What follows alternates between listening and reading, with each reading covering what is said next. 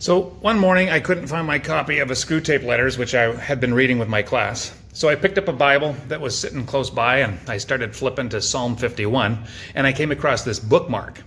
And on this bookmark were some very curious calculations, some very bad theology.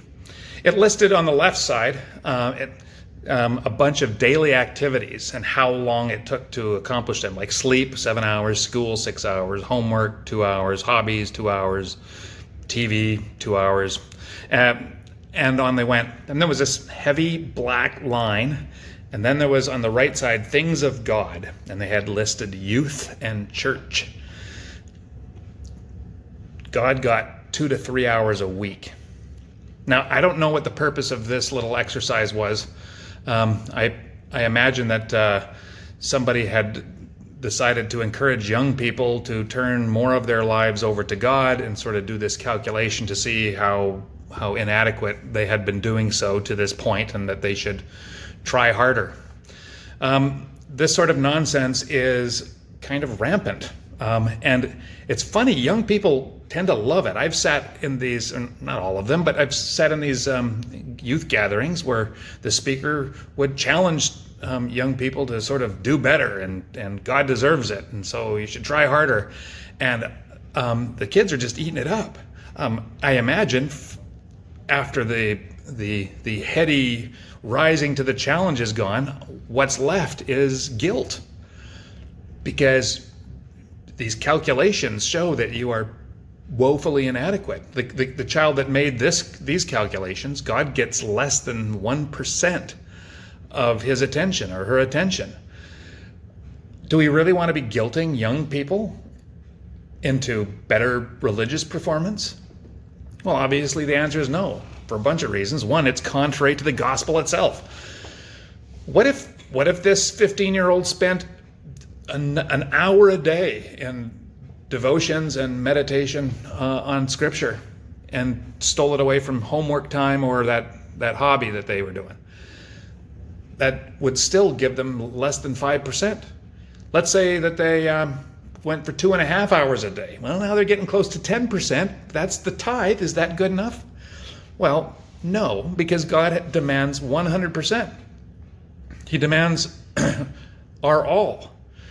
So we have a problem, because unless we spend every minute of our life doing some sort of a devotional praise, scriptural Christianese kind of thing, we are falling short of the demands that God puts on us. So we are hooped. Even Jesus ate and slept. How did he meet the criteria? The solution is getting rid of that line.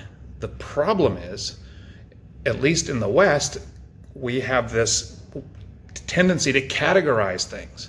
So we have real life on one side of the line, and then we have spiritual God things on the other side of the line, and never the twain shall meet. The problem is the line.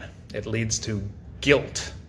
Jesus did not say, I have come into this world that they may have guilt and have it to the full. In John 10:10 it says, I have come that they may have life and have it to the full.